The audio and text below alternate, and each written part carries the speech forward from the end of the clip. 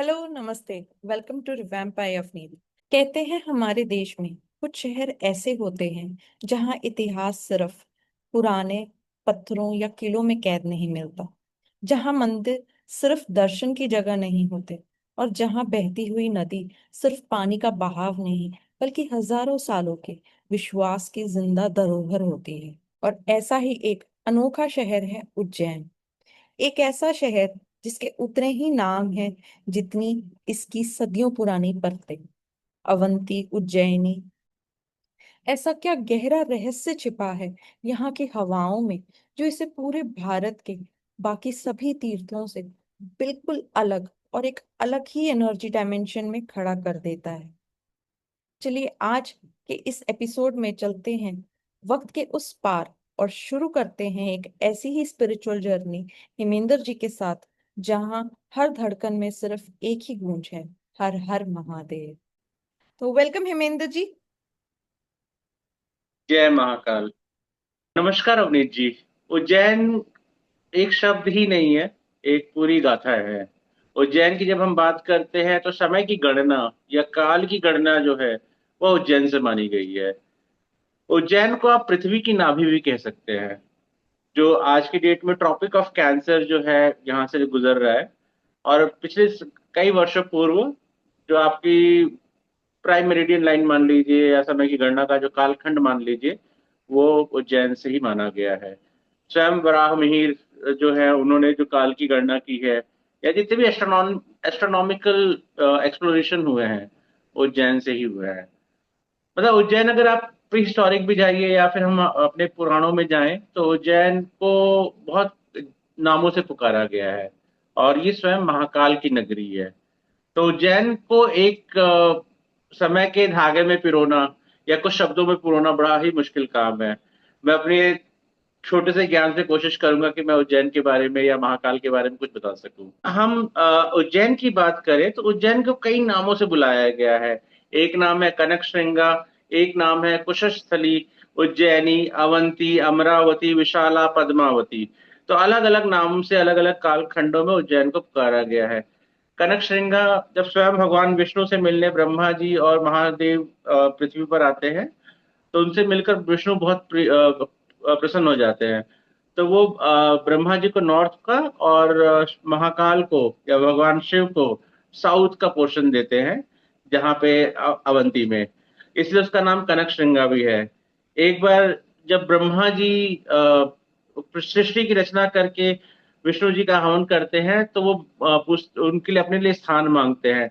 तो वहां पे उन्होंने कुशा में उनका स्थान दिया, तो इसलिए उसका नाम कुशस्थली भी पड़ा है।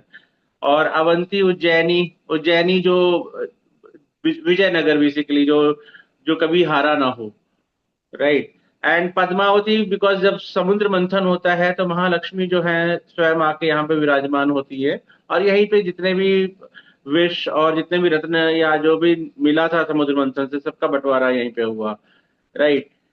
तो आप इसको किस किस हर एक इस कहानी में और हर एक गणनाओं में आपको उज्जैनी का डिस्क्रिप्शन या मिलेगा जरूर।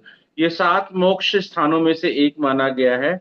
और बोलते हैं जितना तृप्ति आपको काशी में मिलेगी, उससे ज्यादा तृप्ति आपको उज्जैन में मिलेगी। और जो एक कहानी है जहाँ पे महादेव जो थे भगवान शिव शंकर, माँ सती की मृत्यु के उपरांत वो बहुत ज्यादा दुखी हो जाते हैं और वो अपने साधना में चले जाते हैं। जब साधना से वो उठते हैं, तो उनकी माथे की एक बूंद जो है वो धरती पे गिरती है।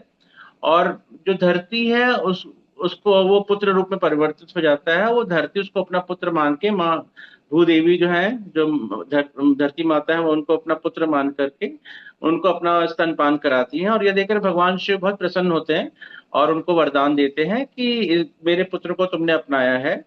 और वो जो उनका जो शरीर था, उस वो बिल्कुल लाल रंग का था, वो 4 भुजाएं थी। फिर वो जो उसका पालन पोषण माँ धरती जो है वो उनका पालन पोषण करती है। फिर वो काशी नगरी में जाकर के अपने पूरी विद्या ग्रहण करते हैं, और उसके बाद उनको भगवान शिव जो है ग्रह की उपाधि दे देते हैं। तो ये मंगल की जो स्टोरी है, जो जो मंगल ग्रह का बर्थ है, ये भी भगवान शिव से ही हुआ है। और यहाँ पे जो शिवलिंग है मंगलनाथ, वहां पे मंगल की जन्म उत्पत्ति मानी गई है।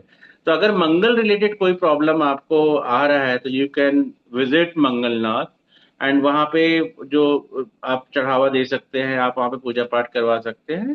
That will solve the problem of your Mangal Mars related.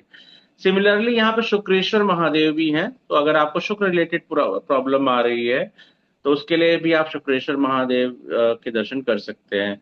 और शुक्र की जो उत्पत्ति है, इन अ वे जो नाम शुक्र को शुक्र मिला है, क्योंकि वो तो भृगुनंदन है, उनको जो नाम शुक्र मिला है वो भगवान शिव से ही मिला है।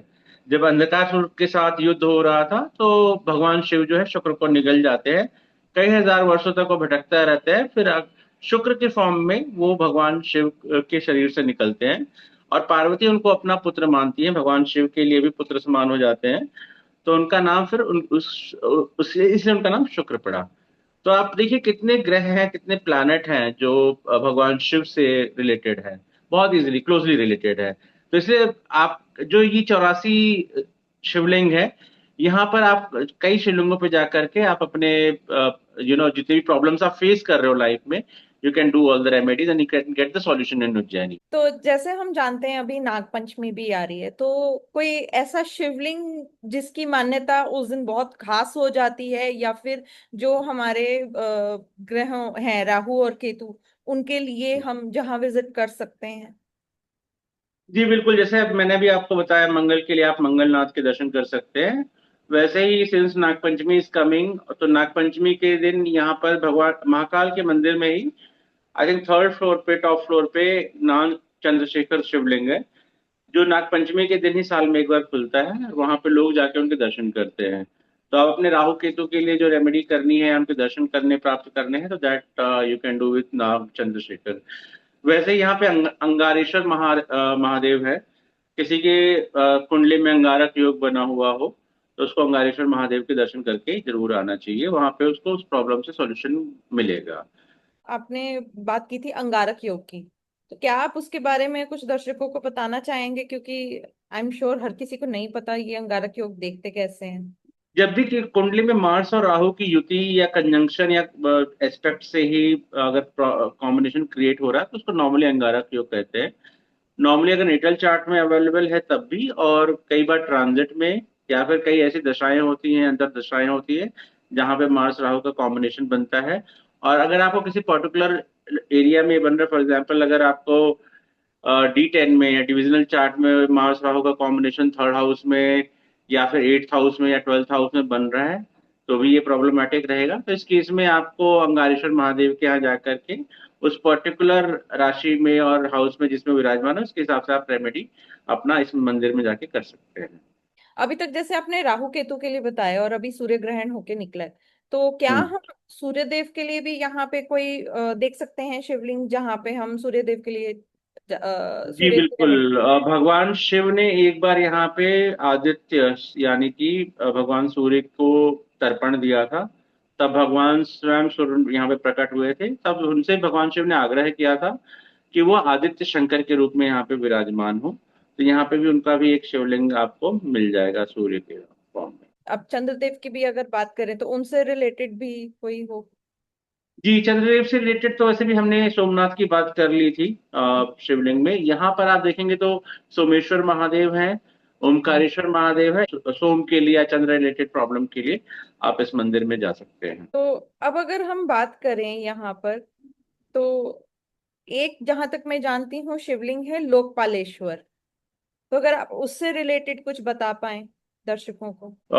लोकपालेश्वर महादेव जो है, जब हिरण्यकश्यप से परेशान होकर के कई ऋषिगण जो है महाकाल वन में चले जाते हैं, और वहां पे बहुत प्रचंड अग्नि प्रज्वलित हो जाती है, तो वो भगवान शिव की आराधना करते हैं, एक शिवलिंग को स्थापित करते हैं जो लोकपालेश्वर महादेव हैं, तो उनसे उनकी रक्षा होती है। जी। तो ऐसा भी कोई शिवलिंग है जहां पे रोग ऋण शत्रु, इसके लिए हम विजिट कर सकते हैं?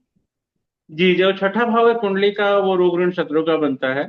तो यहाँ पर ऋण मुक्तेश्वर महादेव हैं जहाँ पे आप जाकर के उनके दर्शन को प्राप्त कर सकते हैं, और वहाँ पे उनके दर्शन कर सकते हैं, वहाँ पे आप दान और अपना पुण्य और ये सब चीजें कर सकते हैं, जिससे आपको ऋण से, रोग से और शत्रु से आपको मुक्ति मिलेगी। हनुमान जी से रिलेटेड भी कोई यहाँ पर शिवलिंग है जहाँ पे हम हनुमान जी के दर्शन के अभिलाषी हो तो हम ऐसे शिवलिंग को विजिट कर सके।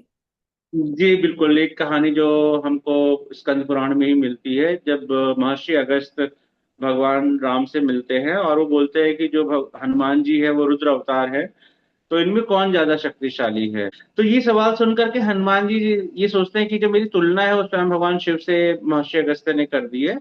तो वो जाते हैं विभीषण के पास और विभीषण से एक शिवलिंग मांगते हैं। तो विभीषण के पास 6 शिवलिंग थे, उसमें से उन्होंने बोला आपको जो चूज करना आप चूज कर लीजिए। तो हनुमान जी एक शिवलिंग को, उनमें से एक शिवलिंग को ले लेते हैं और उसको लेकर के वो अवंतीपुरी आ जाते हैं। अवंतीपुरी में रुद्र सरोवर में जब स्नान करते हैं तो शिवलिंग वहां से वो हिला नहीं पाते हैं, वो वहीं पे स्थापित हो जाता है। तो ये हनुमतेश्वर महादेव जो है वो वही शिवलिंग है। अगर हम बात करें, हमने सभी ऑलमोस्ट प्लैनेट्स की बात कर ली है, पर हमने बृहस्पति की बात नहीं की है। तो अगर बृहस्पति से रिलेटेड हमें इश्यूज आ रहे हों तो हम हम्म। यहाँ पे कोई ऐसा शिवलिंग है जहाँ पे हम विजिट कर सकते हैं?